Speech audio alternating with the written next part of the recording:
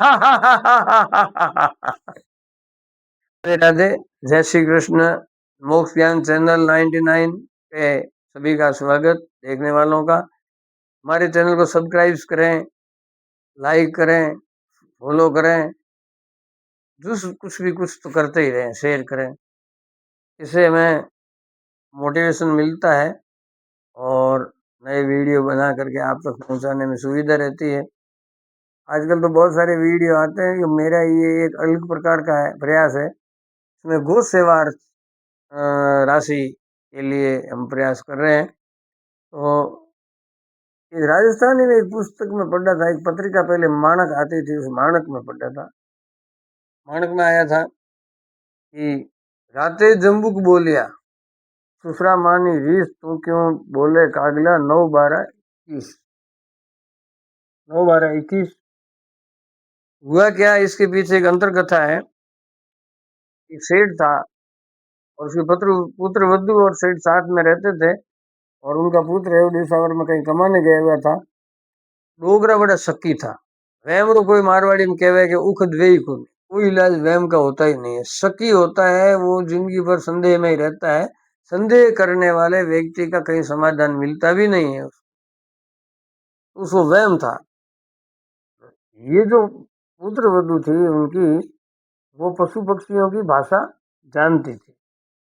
तो नदी के किनारे सियार बोले, तो सियार जो बोल रहे थे वो कह रहे थे कि एक मुर्दा पानी में तैर रहा है, उसके जांग के अंदर 9 रतन है, लाख लाख 1.25 लाख रुपए के हीरे हैं। तो ये पानी के लिए बहाने, पानी का बहाना के करके और रवाना हुई घर से।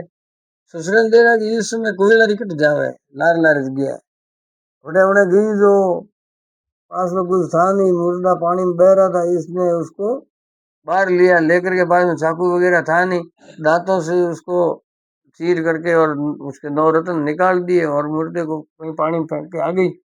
ससुरा ने देखा कि डाकण है, रात को मुर्दे खाने जाती है। सुबह जाके और राजा को कहा कि मेरी पुत्र वधु डाकण है। राजा ने उसको बुलाई कि भाई इसको फांसी की सजा देनी चाहिए, और डाकण है तो ये गांव के बच्चों को खा जाएगी, मुर्दे खाती है। अब ससुरा जी ने कह दिया पुत्र वधु को, तो गिरफ्तार करके और फांसी पे चढ़ाने का आदेश हो गया। जो ही फांसी पे चढ़ाने लगी थी, हंसने लगी, duck duck duck duck duck duck, Baba Ramdev हंसते हैं वैसे हंसने लगी। ऐसे हंसने लगी। राजा ने कहा कि तुम हमें मार रहे हैं हम तो, और तू हंस रही है। तो कि अभी जो कौआ बोल रहा है ये कह रहा है कि इस जो फांसी है इसके नीचे 12 रतन गाड़े हुए हैं, 1.25 लाख के। रात को तो जब उसने कहा कि राते जम्बुक बोलिया ससुरा मानी रीस, रात को तो सियार बोलने का ससुरा जी क्रोध करके और मुझे यहाँ लेके आए। अब के कागला तू क्यों बोल रहा है? कौए ने कहा, कौए को उसने ओलंबा दिया कि राते जम्बुक बोलिया ससुरा मानी रीस तू क्यों बोले कागला 9-12-21। तो राजा ने कहा क्या वो पक्षियों की भाषा भी जानती है? कहा मैं जानती हूँ, तभी तो ये फांसी की सजा हो रही था। तो नहीं, तेरी फांसी की सजा माफ करते हैं अगर रतन इसमें निकल जाएंगे तो।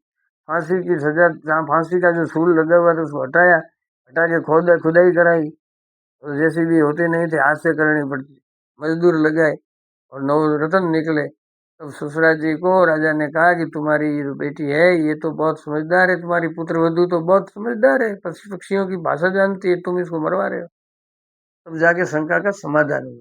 इस तरह से कई बार हम गलत फहमी में होते हैं।